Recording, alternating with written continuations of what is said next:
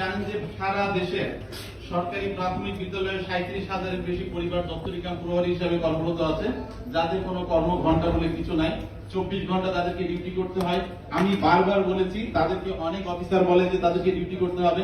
আমি নিজে রিকোয়েস্ট করেছি, আপনারা একটা পরিপত্র দেন, পেপারস দেন, কোথায় লেখা আছে কোন কাগজ তাকে 24 ঘন্টা ডিউটি তারা বলতে পারে না। তারা বলে না, তোমরা যেহেতু চাকরি করে এখানে সকালে আসতে হবে, রাতে ডিউটি করতে হবে। আজকে যারা আউটসোর্সিং এ আছে, আমি দীর্ঘদিন যাবত আমি অত্যন্ত কৃতজ্ঞ যে আমাদের মাননীয় কমিশন প্রধান যে উক্তিটা প্রথম করেছেন যে যেখানে স্বরাষ্ট্র মন্ত্রণালয় বা প্রতিরক্ষা মন্ত্রণালয়ে যদি আউটসোর্সিং বেস থাকে, তাহলে আমাদের যাওয়ার জায়গাটা কোথায়, আমাদের সিকিউরিটিটা কোথায়? এই সরকারি প্রতিষ্ঠানে যারা আউটসোর্স হিসাবে কাজ করছে তারা তাদের প্রতি বরং জাতি কৃতজ্ঞ যে তারা আজ পর্যন্ত আমাদের দেশের কোনো ইনফরমেশন, এমন কোন রেকর্ড নাই যে তাদের দায়িত্বে কোনো অবহেলার কারণে তাদেরকে চাকরিচ্যুত করা হয়েছে। তাদের কিসের জন্য করা হয়েছে? তারা কোম্পানির টাকাটা পরিশোধ করতে পারে নাই। এবং আমি একটা কথা আজকের এই সুযোগে বলবো যে এই যে কোম্পানিগুলো আছে, এই কোম্পানিগুলো কিন্তু শ্রম মন্ত্রণালয় থেকে তাদেরকে রেজিস্ট্রেশন নিতে হয়, রেজিস্টার। কিন্তু আমরা দেখেছি, বিশেষ করে আদালতে মামলা পরিচালনা করতে গিয়ে দেখেছি যে যারা বর্তমানে আছে তাদের অনেকে রেজিস্ট্রেশনটাও নাই।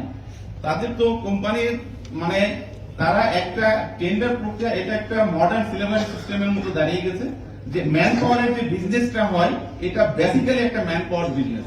এটা হচ্ছে কি যে আপনি একই চেয়ারে, আমার যুক্তি ছিল আমরা যখন